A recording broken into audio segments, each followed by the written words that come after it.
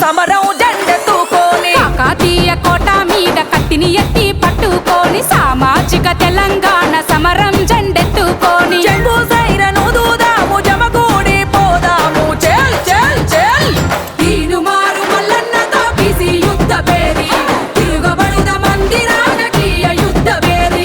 ఓరుగల్లు గడ్డ మీద బీసీ యుద్ధ పేరి పోరుకు సై అంది రాజకీయ యుద్ధ పేరి